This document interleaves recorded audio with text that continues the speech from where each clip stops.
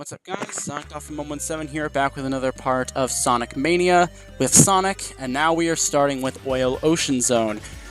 This is a very odd choice to bring back for a zone from Sonic 2. I don't know if anyone particularly loved this stage, but it's still interesting what they do with it in the second act, which uses elements of a stage that people also didn't really like. But still, I think the stage is fun on its own in this game. And I think the thing that they do really impressively with it is this fire shield gimmick, where you can basically light the ocean on fire. You don't really do anything with this gimmick, which I find kind of disappointing. Like, you light it on fire, but all it really does is make it so it damages you if you don't have the fire shield. But, I mean, it doesn't really do anything for level design. So it's just kind of there as, like, a little, fun little thing there.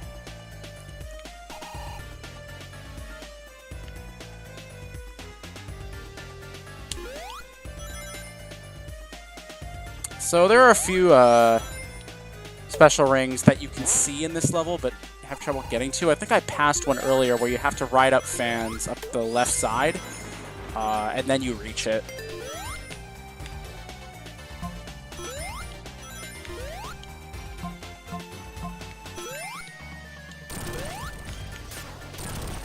Woo! Oh, is there something there? Whoa! Whoa, whoa, whoa. Oh, you can't even drop dash on the oil. Smart developers, I guess. Yeah, the drop dash basically guarantees that you hit whatever's in front of you, because there have been times in other Sonic games where you would have the issue of actually, I don't want to go up here. Shoot, I didn't want to do that. There'd be times in other Sonic games where you would, like, land, right? Like, barely miss a jump and land right in front of them and just walk into them. That would happen. But drop dash helps you avoid that. Again, I think the drop dash is probably the best classic Sonic extra move in the series. And yeah, right there, there's the special ring I was talking about. The one that you can see, but I have no idea how to actually get to. Because the game sort of takes you far away from it pretty quickly. So, who knows?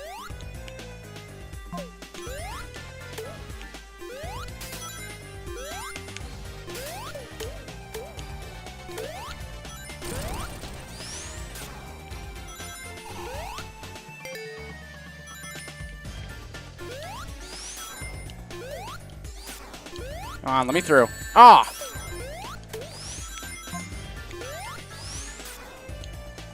Alright, here's this guy. I don't really... He's a thing. This is probably one of the easiest bosses in the game. Like, it's not even that hard. Basically, what you have to do to make sure you don't die instantly is just stand on the middle tubes when he does that and just dodge the wrenches. It's not hard. But now everything's blowing up for some reason, like it's Angel Island. And now we have to deal with this smog gimmick, which is very similar to Sandopoulos' ghost gimmick in the Act 2 of that stage. Basically how it works is that the smog slowly builds up over time, and you have to find those levers throughout the stage to stop the smog. You also have these oil waterfalls that you can jump up, very similar to Sandopoulos. So there's that. I find it kind of weird how there's not many Sonic 1 references in the level design, which is kind of weird, because, like, Sonic 1 doesn't really get much love here at all. Sonic 3 gets a ton of love here, probably because it's not gotten much love otherwise throughout Sonic nostalgia, but... Oh, crap, I didn't mean to do that.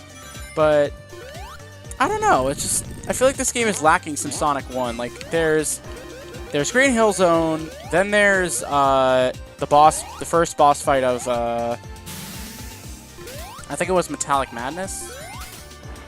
Yeah, Metallic Madness. Wait, I think it was Metallic Madness, right? No, wait, I'm forgetting. I think it was like either the first boss of Metallic Madness or Titanic Monarch, where it's basically the final zone boss from Sonic 1, only it has a second phase. Oh, we got the speed shoes. That's the first time in this playthrough. And yay, more lighting on fire, I guess. Woo. Like, it's cool. I like the effect, and I think it's kind of hilarious that, like, Sonic is just like this pyromaniac blowing this whole place up. But again, it really does nothing for the level, and that kind of disappoints me. Like, I wish there were, like, hidden pathways you could access by burning the oil, but unfortunately there's nothing like that. So, missed opportunity, but oh well.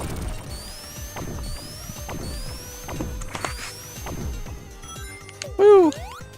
Again, if the smog gets too thick, your rings will start draining, but it won't kill you. That's really all it does, is just drain your rings to 0. It's not a big deal. Especially since there's levers all over the place. And I tried to drop dash, sorry. There are these inner submarine sections, which I'm just going to skip, but you can basically just go in there, and it's a tiny little section where you pop back out of the other side of the submarine. But I think it's faster just to avoid it. So, but if the smog's getting too thick and you don't want your rings to start draining, you could just go in the submarine to reset it. But the smog does clear up when you get to the boss. This boss will kill you in ways you don't expect. Be very careful not to get crushed by the platforms as they're rising out of the oil. I'm dead serious. That's going to happen. By the way, this thing tracks you, so I don't think you can jump over it. I tried. It shoots 3 shots. They're at random altitudes. These things shoot the projectiles out of the boss, so you want to attack those if you can.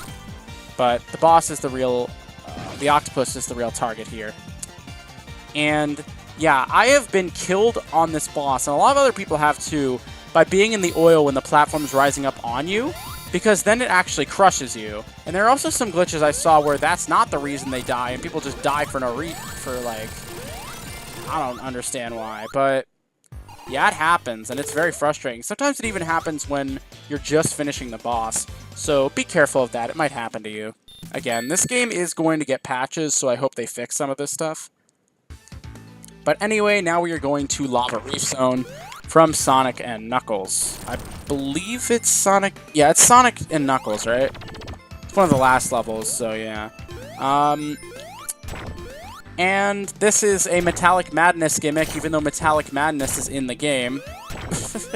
With these little walkie things. I never really liked Lava Reef, honestly. It just felt too cluttered and too full of just spike traps in the original Sonic 3 and Knuckles, so... I mean, I'm sure some people like it, but for me, it's like... I think there are better options from Sonic 3 they could have picked. Like, I think I would have loved Angel Island, even though we already have Green Hill.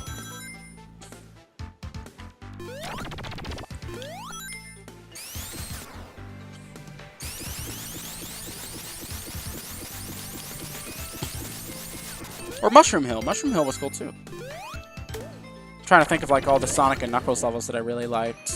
Sonic 3 and Knuckles, that is. That I would have preferred over Lava Reef, but hey, it's fine.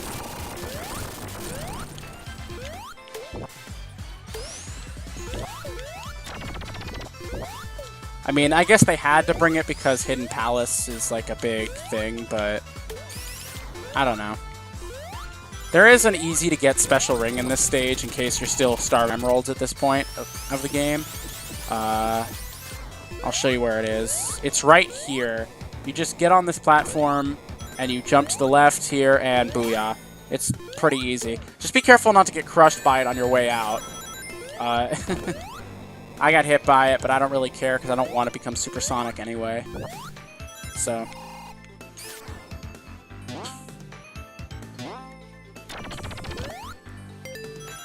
By the way, in order to access these Blue Sphere bonus stages, a lot of people have been wondering what the number is. It's 25 rings. It's not 20, it's not 30, it's 25. So, that's how much you need for the bonus stage Sparkles to trigger. You can enter a Blue Sphere stage and unlock some stuff. And as far as the unlockables go, you can unlock the Insta Shield and Super Peel Out ability modes for the No Save file, which... They really should move to the up to the savable files because don't ask me why they kept it to no save, because those abilities don't really break the game, and I find the drop dash better than both of them, so I don't know.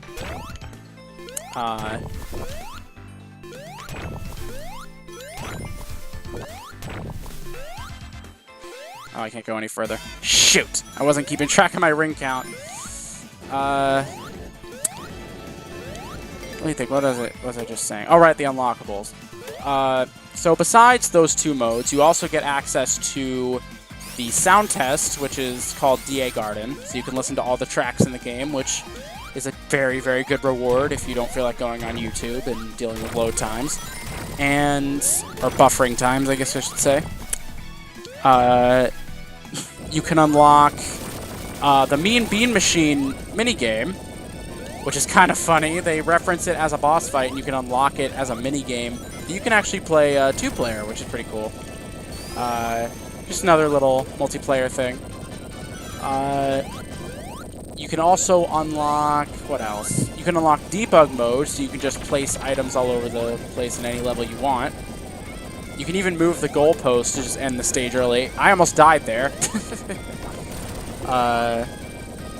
And the last thing one of the last things you unlock is Knuckles mode, which is basically you just get to play the game with Knuckles as your sidekick. I don't know how to turn that on. I think it's probably a no save mode thing.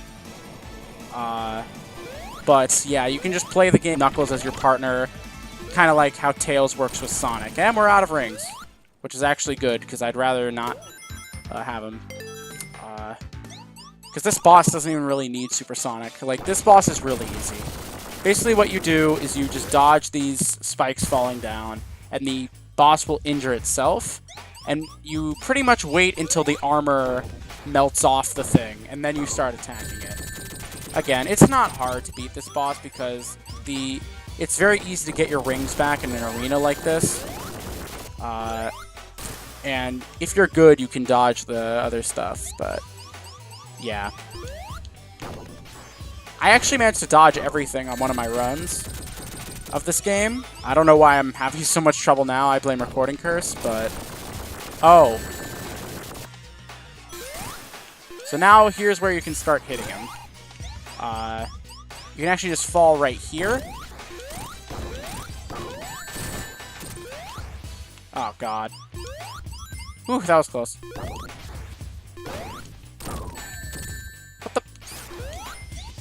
I'm actually having trouble here. This is new. I wonder if I can just make it jump in the lava. I never tried that. Anyway, that's it for Lava Reef Act 1. That took us... wow, that took us 13 minutes. Actually, no, never mind. We already did Oil Ocean. These levels are going by so fast, I'm forgetting about them. Alright, so now we get into the blue part of Lava Reef, which I also don't like, because this is probably one of the more crush-heavy levels in the game. It's not the most crush-heavy, we'll get to that later, but yeah, it'll happen. I'll just run into a block and it'll crush you.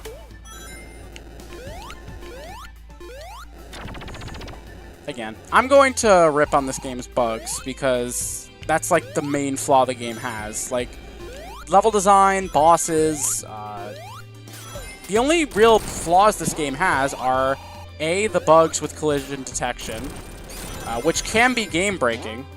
There are some pretty bad bugs in the game, which you may encounter, you may not. It doesn't ruin the game, but it's definitely there. There's a ring for you. And the game also... the supersonic thing, I think, is dumb. They really should have changed that, where it's a different button, so you don't have to worry about doing it on accident, just because you were trying to be prepared for the true ending. Oh, I thought that was going to hurt me right there. And yeah, that's kind of about it. The game's really, really good otherwise, and I've already recommended it in this playthrough, but yeah, it's really good. Now... and like I also already said, I'm looking more forward to Forces. And that'll get me on the topic of, man, just people ripping on 3D Sonic games in every Mania review I see. And, you know, I don't know. Like, it's so weird how people get a really positive experience in the form of this 2D game that they've been looking forward to, and it just causes them to hate the 3D games even more. Like, I never had a problem with the 3D games. Like, well, not what I mean. I never had a problem with the hating of the 3D games before. Like, I was just writing it off as, like, whatever. This is what people do in the Sonic fanbase. But the fact that this game, and, like, every review you watch just mentions, like, there's been so many... all Sonic's 3D era was full of missteps, and transition to 3D was horrible, and I'm just like, guys, come on. If Sonic's 3D era was bad, this game wouldn't exist. Like, Sonic wouldn't be a known figure if his games didn't have some appeal and a lot of people like them. I grew up with Adventure 2, and while that game has not aged well, and has quite a few flaws, oh, by the way, this is gonna get you crushed sometimes. I really, really love that game, and it sort of pisses me off that people are just writing it off as, like, a waste of time. I'm like, guys, like, that game... Have you looked at the Metacritic reviews compared to before and to now? Like, the Dreamcast version of Sonic Adventure 2 got, like, an 89. And the GameCube version got a 73. Those are both really solid scores. Yeah, I'm ignoring this. And nowadays, you look at the review and it's at 65, which is still not a bad game. Like, the Adventure series are good. Generations and Colors are good. Unleashed has some really good design aspects, even though it has some that people don't agree with. And a whole half the game is...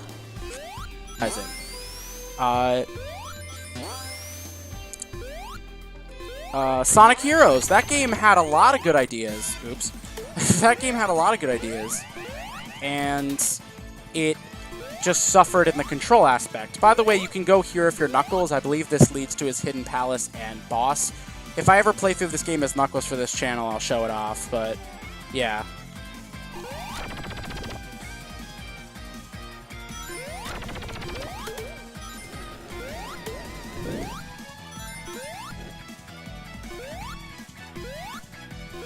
Be careful, you can get crushed there, I think. I actually think I clipped through one time. Yeah, I lost my train of thought with the 3D Sonic stuff, but I wanted to mention that one time one of those guys landed on me and clipped me through the floor instead of crushing me, and I had to restart. So that, yeah, this game, like, people are like, it doesn't ruin your experience. I'm like, yeah. Sometimes it's really frustrated me when I'm just trying to relax and play the game, but back to 3D Sonic. Of course, games like Shadow the Hedgehog and Sonic 06 existed, and those games are nearly irredeemable. But, like, people just lump them in with everything else, and it's really annoying. And I really hope that modern Sonic games don't suffer because of this. I hope Sonic Forces is a really good game. I hope whatever comes after in the 3D era is a really good game, and I hope they keep trying new things, because I'm not really the biggest fan of the boost gameplay. I like it, I prefer adventure, and again, I think Lost World had some really good control aspects as well. I liked the parkour system and how open it was when it came to utility, and yeah, I just hope they don't throw 3D Sonic down the drain just because Mania does so well, you know? I'm glad this game is getting attention. I'm glad people are looking at Sonic again, because that helps Sonic in his entirety. But it's still a little, you know, a little painful sometimes, seeing people just cry over your childhood, and you go back and play those games and you're still having a ton of fun, and people are like, what are you guys doing? You know? Alright, so key to a special ring, you want to, oh crap. So basically what you want to do is you want to climb up that, follow it to the top, pass the first catapult you see, and go to the second one, and you'll get a special ring. I failed to do it there because I drop dashed when I couldn't see myself. These guys are new, I think. Like, the bombs aren't new, but the fact they spit out tiny bombs, I think, is new. And I just realized I just did 3 zones. These zones are going by so fast, can you blame me? Like, holy crap. Like, I'm not even that great at this game, and it just feels like these zones are really short. Yeah, I just got crushed. Oops. Whatever.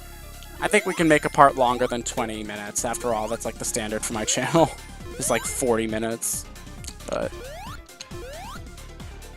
yeah, that's it for my 3D Sonic rant. I just, you know, 3D Sonic was good. Sonic was never good. 3D Sonic was good overall, even if it had quite a few missteps. So, Metallic Madness, final level of Sonic CD. This was not something I expected, but... And I also think this level has the problem of not being unique enough from its original iteration. Both acts aren't very different from what the original Sonic CD offered. And I think Kristen Whitehead is a big fan of Sonic CD, and it was one of the first games he helped rebuild with the console ports, which, oh my god. Yeah, Sonic CD is a really good game because of the physics adjustments he made. But yeah, I really think they should have... Like, the only unique thing here are these background things, like with the catapults, which is... Let's be honest, it's not a very unique mechanic. We've seen it before, right?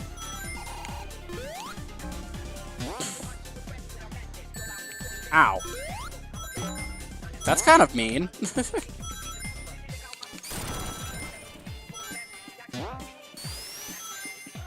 And catapult. I believe we're heading to the boss here. Oh, yep, it's the final zone boss. I guess I was right about Metallic Madness. So yeah, this boss is easy. Especially considering the fact that you have rings and you don't really have to worry about those orbs. Because those are the only things that aren't going to instantly kill you in this fight. Just have good reactions and you should be fine. Damn it.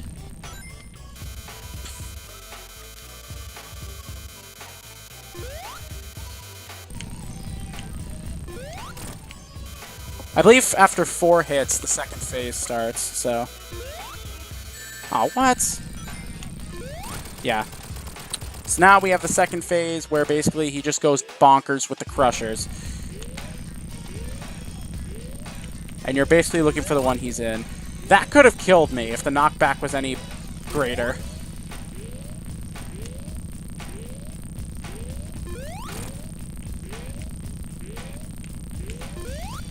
There we go. Woo! Alright, that's it for Metallic Madness Act 1.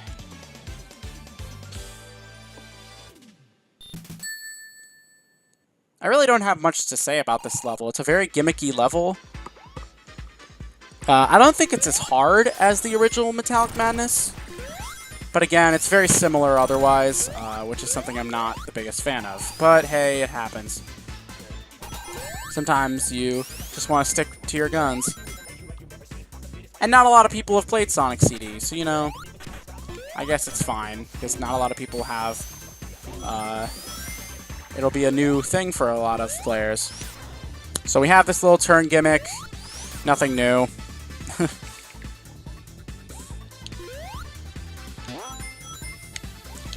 Alright. Shield power up. And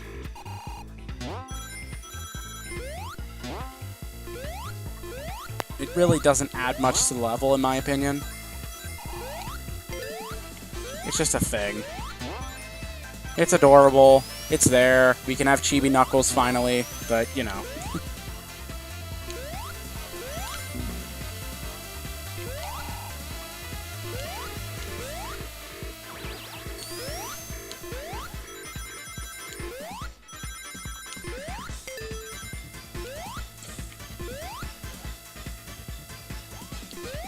I also really love the music in Metallic Madness. The music in Sonic CD was godlike to begin with.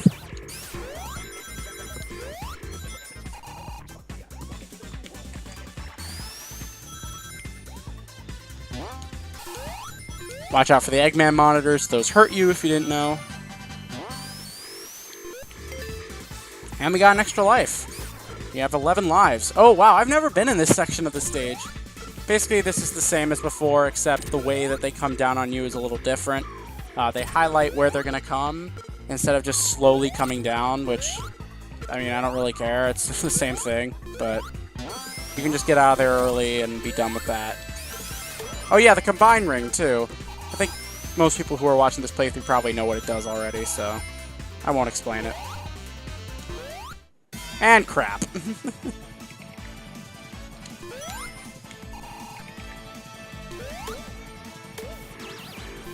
Chibi Supersonic. That's also a thing that couldn't exist in Sonic CD because Sonic couldn't transform in that game. Even if you got all the time stones.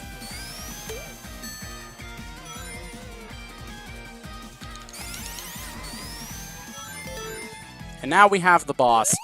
Basically, you spawn mini versions of the easiest bosses in the game. It's really not much else to say there. You spawn the Sonic 2 boss. You spawn an Amy doll that tries to kill you by grabbing you. It doesn't really matter to me because I'm Super Sonic, so... Super Mini Sonic, and I've got plenty of rings to spare, so... Hug me all you want, you'll die. And I believe there's like 3 of each in this machine. And now this last part of this is just ejecting Eggman out of his own vehicle while he tries to shoot at you from above.